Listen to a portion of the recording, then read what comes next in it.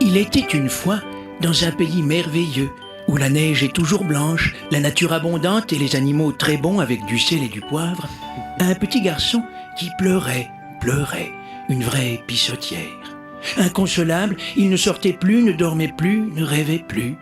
C'est triste quand un enfant ne rêve plus. Ça fait comme du caca dans le cœur. Alors, sa maman décide d'écrire au Père Noël pour lui demander un petit coup de main.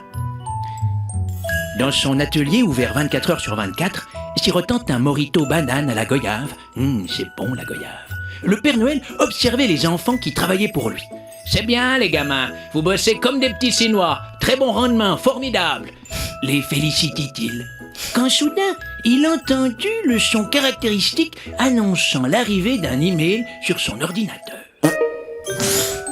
Oh non, dis donc, c'est passé 16h30, y a pas marqué la poste.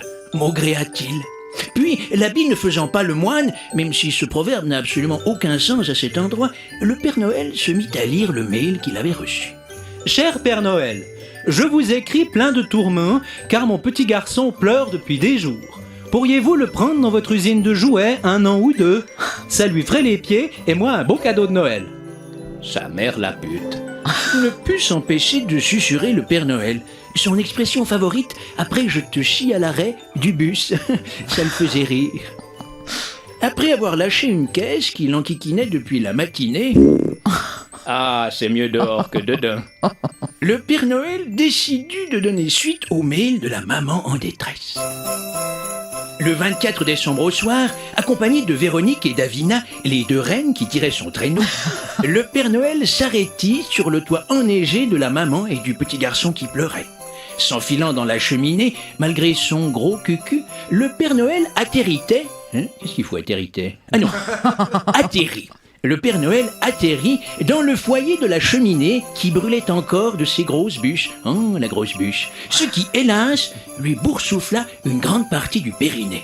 Oh non, j'ai le périnée tout boursouflé. Attiré par cette odeur âcre, mélange de peau, de poils et de... Oh non, c'est deg. Qui lui rappelait confusément l'époque où son mari, bien avant de mourir à la guerre, dans un accident de chasse d'eau qui lui avait fendu le crâne à 2 jours de rentrer chez lui, c'est ballot. L'époque où son mari, donc, avait la fâcheuse tendance de laisser des traces de frein dans ses slips qu'elle s'échinait à frotter et refrotter tant elles étaient tenaces, les traces de frein.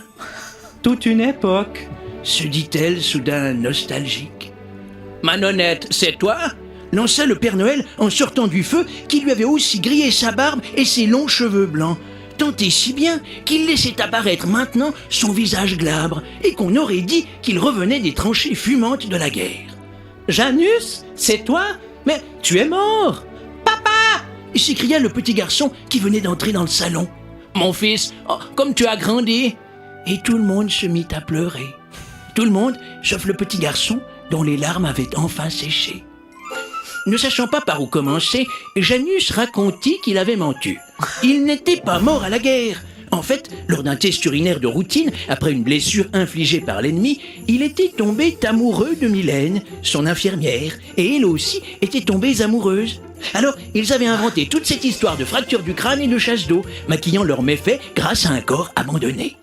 Ensuite, Mylène l'avait emmené chez elle en Laponie pour le présenter à son père, qui n'était autre que le Père Noël. Et ils s'étaient mariés. Quand le père de Mylène était mort, Janus était devenu le Père Noël. « Tout est bien qui finit bien » dit Janus. « Mylène m'a quitté pour un livreur de pizza avec un très gros kéké. Me voilà enfin de retour !» « Tu peux aller te faire foutre » s'écria Nonnette. « Pour qui tu me prends? Fous le camp et prends ton mioche. Oh, et puis non, c'est moi qui m'en vais. Donne-moi les clés de ton traîneau, connard. Je suis enfin libre, ça c'est un vrai cadeau. Adieu !»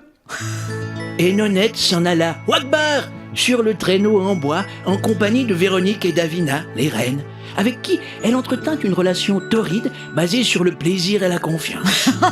Chaque année, le soir du 24 décembre, elle enfile le costume du Père Noël pour effectuer sa tournée et rendre tous les enfants du monde heureux. Quant à Janus et au petit garçon, ils moururent de chagrin.